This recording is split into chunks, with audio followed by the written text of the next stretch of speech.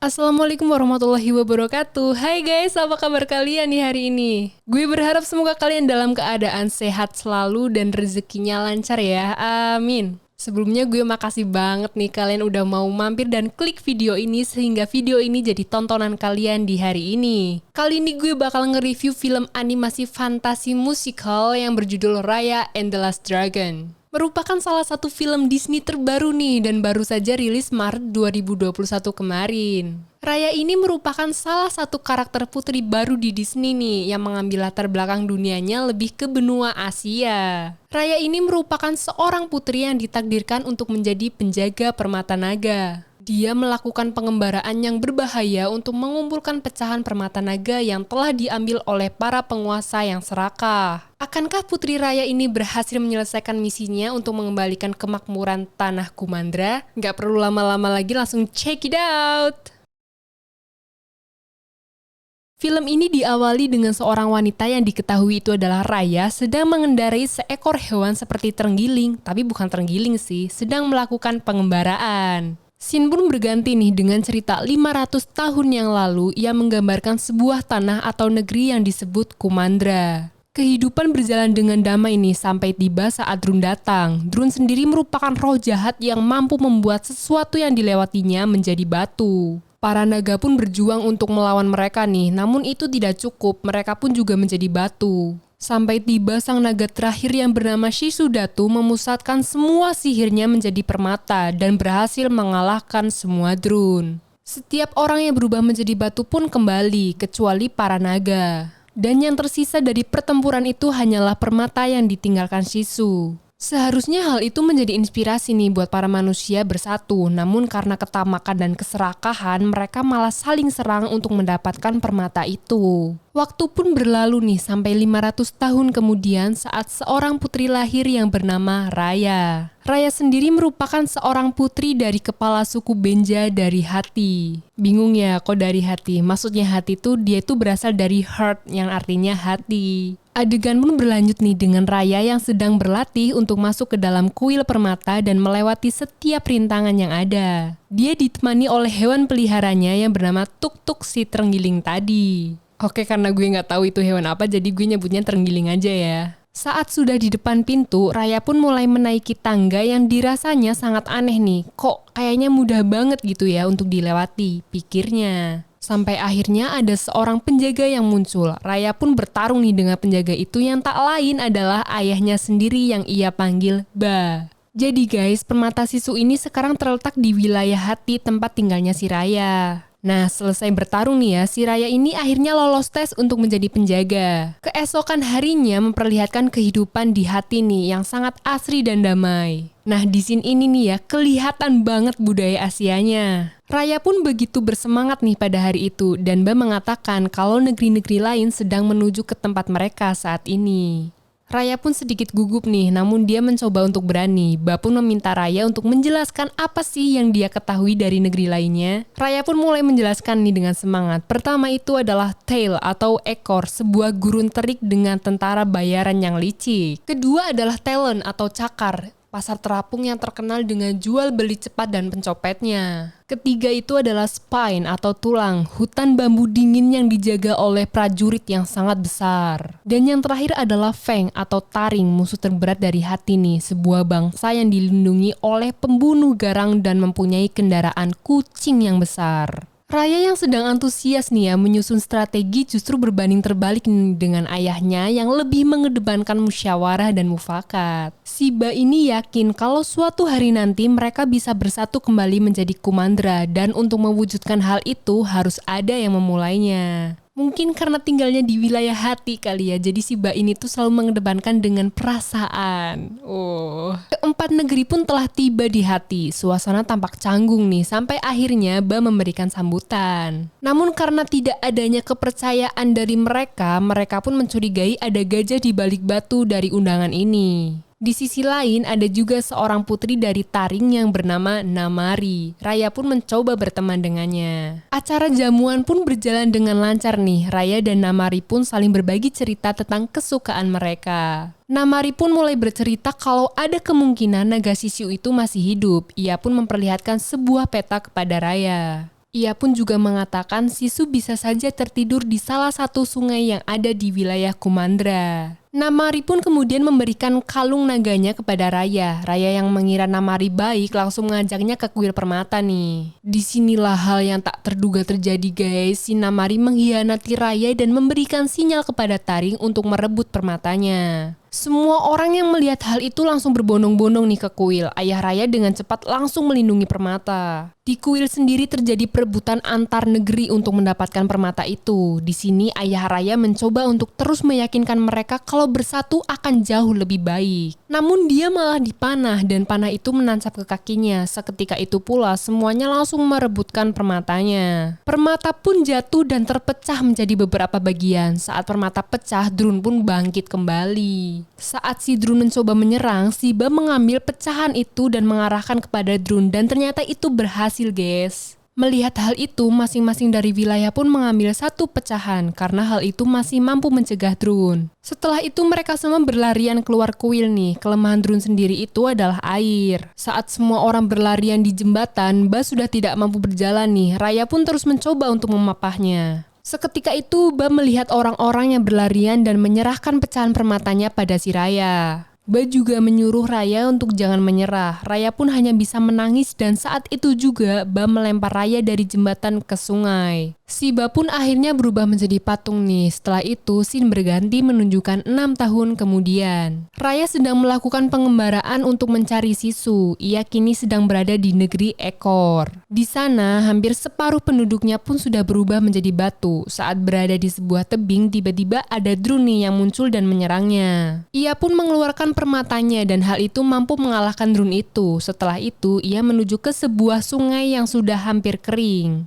Di ujung sungai itu ada sebuah kapal karam nih. Raya pun mencoba masuk ke dalamnya dan menyiapkan sesajen, kemudian mengucapkan mantra berharap Sisu akan datang. Setelah mengucapkan mantra, seketika itu nih tiba-tiba aliran sungai berubah dan mengambangkan air seperti embun lalu berkumpul membentuk seekor naga. Sisu pun akhirnya bangkit nih dan ternyata Sisu jauh dari ekspektasi Raya selama ini. Sisu merupakan seekor naga yang ceria dan lugu. Raya pun mencoba menjelaskan apa yang sudah terjadi selama ini. Sisu pun begitu terkejut saat mengetahui permatanya pecah dan Drun muncul kembali. Sisu mengatakan bukan dia yang menciptakannya, dia hanya menempatkannya saja. Saat Sisu memegang pecahan permata yang dibawa Raya nih ya, dia pun bersinar dan dia mengatakan ini adalah sihir saudaranya yaitu naga Amba. Sisu menjelaskan nih bahwa setiap naga mempunyai sihir yang unik. Raya pun bertanya apa sihir yang dimiliki Sisu. Kemudian Sisu pun menjawab nih dia adalah perenang yang handal. Karena melihat Sisu yang bisa bercahaya setelah memegang pecahan itu, Raya pun mulai berpikir nih bahwa Sisu masih terhubung dengan sihir permata lainnya. Yang berarti ketika mereka mengumpulkan semua pecahannya, Sisu bisa memasangnya lagi dan mengalahkan Drun. Di sisi lain, Namari dan kelompoknya sedang berada di Ekor juga nih. Dia menemukan cincin Raya saat sedang menjelajah. Ia pun mencoba untuk mencari Raya, tapi untungnya Raya sudah pergi dari kapal karam itu. Raya pun mulai menjelaskan kepada Sisu siapa saja yang memegang pecahan permatanya. Sesampainya di sebuah tempat, Sisu dan Raya akan mengambil pecahan yang dipegang oleh pemimpin Ekor. Namun di tempat itu begitu banyak jebakan dari mulai perangkap maupun kumbang peledak. Mereka pun akhirnya berhasil lolos nih dan melihat pemimpin Ekor sudah menjadi tengkorak dan masih memegang permata itu. Dengan hati-hati Raya pun mengambilnya dan menyerahkannya pada Sisu. Pecahan permata kedua itu pun merubah Sisu menjadi manusia nih karena ini merupakan sihir dari naga Prani.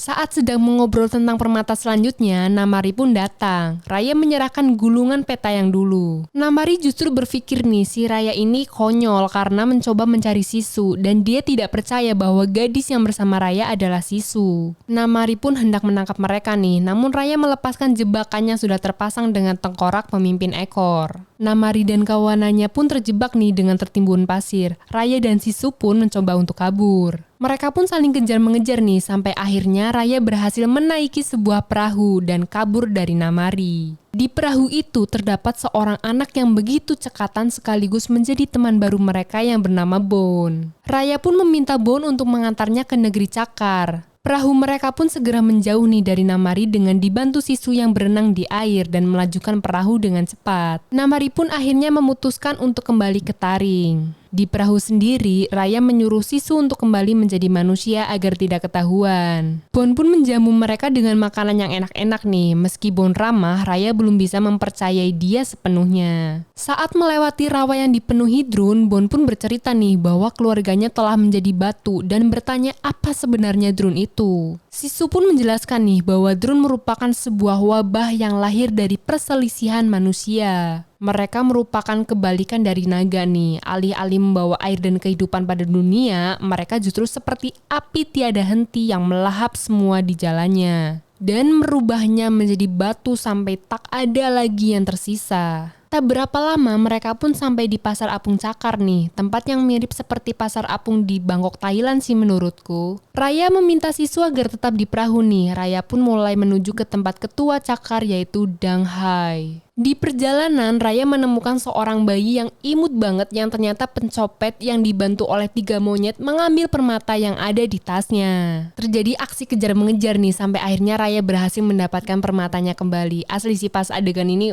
so epic banget, Raya pun membayar bayi itu untuk membantunya nih mengalihkan perhatian penjaga rumah Dang Hai. Namun sayangnya permata itu tidak ada di sana dan Dang Hai sendiri sudah menjadi batu. Seorang pengantar bunga bernama Chai menjelaskan nih kalau permata itu dipegang oleh si ketua yang jauh lebih kejam. Di sisi lain, Sisu tidak mendengarkan omongan Raya. Dia pun pergi berbelanja yang pikirnya dia bisa berhutang nih. Seketika itu, para penjual pun marah karena dia tidak membayar belanjaannya. Namun Sisu diselamatkan oleh seorang nenek tua yang kemudian membawanya ke sebuah gerbang. Di sana Sisu dimasukkan nih ke dalam hutan yang ternyata nenek itulah yang memegang pecahan permata. Sisu pun terjebak di dalam sebuah hutan yang sudah dipenuhi dengan drone. Raya pun dengan cepat mengambil permata itu dan menyelamatkan Sisu. Sisu kemudian memegang permata ini nih yang mengeluarkan kabut. Ini merupakan sihir dari saudaranya yang bernama Naga Jagan. Raya pun berhasil kembali nih ke perahu dengan tambahan teman baru si bayi dan monyet. Di sisi lain di negeri Taring sendiri, ketua Virana sedang berdiskusi dengan jenderalnya yang bernama Atithaya tentang memperluas wilayahnya. Seketika itu, si Namari ini masuk dan mengusulkan sebuah ide. Namari meminta pasukan tambahan untuk mencegah Raya di negeri Tulang. Virana pun menyetujuinya. Di perahu sendiri sedikit terjadi kekacauan nih karena ulah si bayi dan si monyet. Raya pun mencoba mengendalikan suasana dengan main petak umpet. Nah, di kesempatan ini nih si Raya mencoba ngobrol dengan Sisu. Sisu sendiri tidak menyangka nih kenapa manusia bisa seperti itu. Raya pun kemudian menjelaskan bahwa dia tidak bisa percaya pada siapapun karena mungkin dunia sudah rusak. Raya pun mulai bercerita nih tentang apa yang ia alami saat ia mencoba untuk percaya. Bon pun menyela obrolan mereka nih dengan mengatakan bahwa mereka sudah sampai di Tulang. Namun Sisu tiba-tiba pergi nih masuk ke dalam hutan bambu sambil membawa bubur. Raya pun mencoba mengejarnya nih. Sebenarnya si Sisu ini hanya ingin membuktikan pada Raya kalau Raya itu salah. Sisu ingin membuktikan nih kalau mau mendapatkan kepercayaan orang lain maka kau harus memberikan sedikit kepercayaan dulu. Dan saat Sisu mencoba mengetuk gerbang mereka justru terkena perangkap. Adegan pun berganti nih dengan memperlihatkan mereka yang sudah tergantung di sebuah rumah. Ternyata seorang prajurit Tulang telah berhasil menangkap mereka. Prajurit itu pun mulai menceritakan tentang dirinya sendiri nih dan apa yang akan dia lakukan pada Raya dan Sisu. Namun tak berapa lama si Bon dan yang lainnya ini datang membantu. Para monyet pun langsung mengingat prajurit itu. Seketika itu pula Namari sudah berada di depan gerbang Tulang dan meminta prajurit Tulang untuk menyerahkan Raya. Namari tidak mengetahui nih bahwa prajurit di sana sudah menjadi batu. Raya pun mencari ide dan meminta bantuan prajurit yang tadi menangkapnya yang diketahui bernama Tong. Saat Namari dan pasukannya bersiap untuk menembak dengan panah api, Raya pun memberanikan diri nih membuka gerbang. Mereka berdua pun akhirnya bertarung nih dengan taktik Raya yang mengulur waktu untuk teman-temannya kabur. Namun dalam pertarungan ini Raya kalah nih dan melihat hal itu Sisu pun membantunya dengan berubah menjadi naga dan menyemburkan kabut. Semua yang ada di sana pun terkejut melihat hal itu. Saat menggeram kepada Namari nih si Sisu melihat nih ada air mata di mata Namari namun dia tidak tahu kenapa. Raya pun mengajak teman-temannya pergi, begitu juga dengan Sisu. Di dalam perahu sendiri, Bon meminta penjelasan nih kenapa Raya tidak memberitahu kalau Sisu adalah naga. Begitu juga dengan Tong yang sudah bergabung dengan mereka. Dengan melihat asli dan secara nyata kebangkitan Sisu, semua orang di sana pun ingin membantu Sisu dan Raya mengembalikan keadaan. Tong pun kemudian menyerahkan pecahan permata yang keempat kepada Sisu. Seketika itu pula nih, hujan turun yang merupakan sihir dari naga Pengu. Mereka pun melanjutkan perjalanan dengan melewati bukit hijau yang mengapit sungai. Raya pun mulai menjelaskan nih tentang rencananya. Asli di sini bagus banget sih menurut gue pemandangannya. Raya menjelaskan bahwa permata yang terakhir berada di Taring nih dengan penjagaan yang super ketat. Bon dan Sisu pun mulai menghayal nih tentang rencana mereka sendiri. Di sini Sisu merasa apa salahnya sih jika jujur? Karena Sisu ini punya firasat kalau sebenarnya Taring juga ingin memperbaiki keadaan sama seperti mereka. Namun karena pengkhianatan yang pernah dialami Raya, dia tidak bisa percaya lagi nih. Begitu juga dengan mereka, karena mereka berpikir semua ini terjadi karena Taring. Karena kesal, Sisu pun mengajak Raya terbang nih ke kuil hati. Raya pun sesaat melihat ke arah jembatan di mana ada patung ayahnya. Sisu ingin Raya bertemu dengan saudara-saudaranya nih yang sudah berubah menjadi batu. Sisu pun mulai bercerita tentang masa lalunya dan di scene ini kilas balik tentang masa lalu Sisu pun terlihat. Saat itu para naga sudah menjadi batu nih dan hanya tersisa mereka berlima. Pengu yang merupakan naga tertua melakukan perlindungan terakhir dengan membuat permata yang diikuti oleh Amba, Prani, dan Jagan. Mereka berempat pun menggabungkan sihir mereka nih dan mereka berempat memilih Sisu untuk melakukan tugas terakhir. Yang Sisu tahu saat itu adalah mereka percaya padanya dan dia percaya pada mereka. Kisah pun berakhir. Sisu pun mencoba meyakinkan Raya nih agar mempercayai Namari demi satu tujuan, yaitu kembalinya Kumandra. Semenjak obrolan itu, akhirnya si Raya pun mencoba untuk mengikuti rencana Sisu nih. Sisu pun senang mendengar hal itu. Mereka berencana untuk memberikan Namari hadiah nih berupa ukiran naga yang dulu. Scene pun akhirnya berpindah nih ke Taring yang memperlihatkan ketua Vinara yang sedang menceritakan tentang sebuah kebangkitan Taring kepada generasi mudanya. Seketika itu, Namari datang dan mengatakan semuanya. Vinara sudah mengetahui tentang Sisu dan justru itu membuatnya takut. Karena ketika semua orang kembali, pasti mereka akan menyalahkan Taring atas apa yang terjadi. Vinara pun akhirnya berniat untuk merebut Sisu dari Raya nih, tapi Namari terlihat tidak menyukainya karena hal itu hanya demi melindungi rakyatnya saja. Malam harinya Raya dan yang lain sudah berada di Taring nih dan menunggu si bayi dan para monyet yang sedang menyusup. Di dalam kamar sendiri Namari sedang bimbang nih sampai akhirnya dia mendengar suara monyet dan melihat ada bingkisan yang ternyata itu adalah ukiran naganya yang dulu. Di perahu sendiri, Raya sedang makan malam nih dengan yang lainnya karena si bayi ini udah balik nih dan berhasil memberikan hadiah itu pada Namari. Seketika itu ada kembang api nih sebagai tanda kalau mereka mulai. Raya pun meminta Sisu untuk tetap bersembunyi sampai ia memastikan Namari ada di pihaknya. Raya pun menemui Namari nih keesokan harinya dengan Namari yang sudah membawa pecahan permata. Namari pun memberikan pecahan terakhir dan Raya menyuruh Sisu keluar. Namun untuk yang kedua kalinya nih ya, Namari pun mencoba mengkhianati dan menyerang mereka.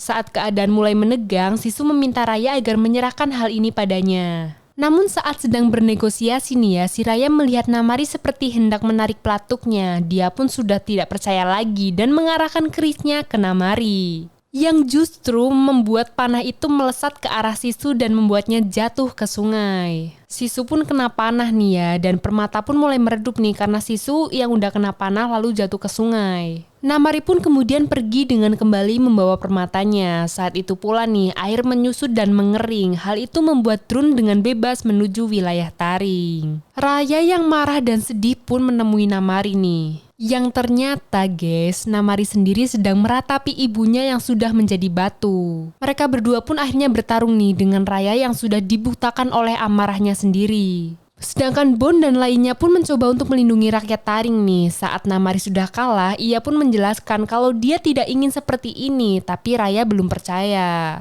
Seketika itu pula nih, si Raya melihat teman-temannya yang sedang sibuk menolong. Raya pun akhirnya meninggalkan Namari dan membantu Bon. Begitu juga dengan Namari nih yang tiba-tiba ikut membantu. Tak berapa lama, Raya dan yang lainnya pun terjebak nih dalam reruntuhan, sedangkan sihir permata mulai habis. Saat sedang sibuk menyingkirkan Drun, Raya ini tidak sengaja menendang ukiran naga.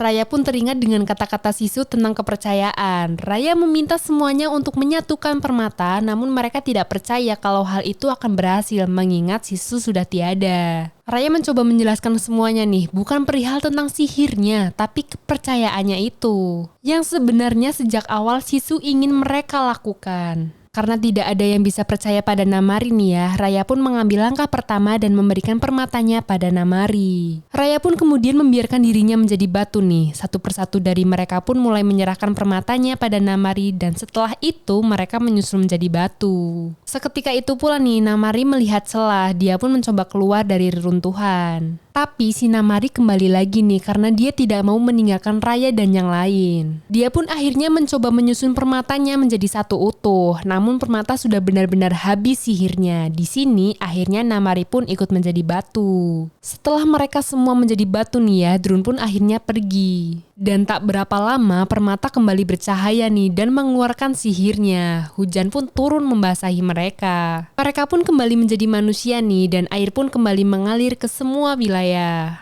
Seketika itu, para naga pun muncul nih membentuk sebuah formasi di atas air dan membangkitkan Sisu. Sisu pun kemudian menghampiri Raya, mereka pun berpelukan nih, dunia pun kembali normal. Tong pulang ke rumahnya, begitu juga Bone dan bayi kecil. Raya pun juga kembali ke rumahnya nih dan melihat ayahnya berada di jembatan, mereka pun akhirnya berpelukan. Sisu pun memuji Raya nih di depan ayahnya atas keberaniannya. Dan seketika itu pula nih, para negeri yang lain pun memutuskan untuk bersatu dan menjadi Kumandra lagi. Film pun akhirnya berakhir dengan Sisu yang terbang bersama para naga lainnya. Oke guys, itu dia video review gue kali ini nih. Gue cuma mau ngingetin, yang namanya kepercayaan itu mahal harganya, jadi tolong jaga baik-baik ya. Seperti biasanya nih, kalau kalian suka jangan lupa like, dan kalau kalian ngerasa bermanfaat jangan lupa share, dan kalau kalian ingin berteman, yuk tekan tombol subscribe dan loncengnya agar kalau gue punya video baru kalian bakal tahu. Jangan lupa juga nih buat komen di bawah, gue tunggu kritik dan saran buat video gue selanjutnya. Oke, see you, bye-bye!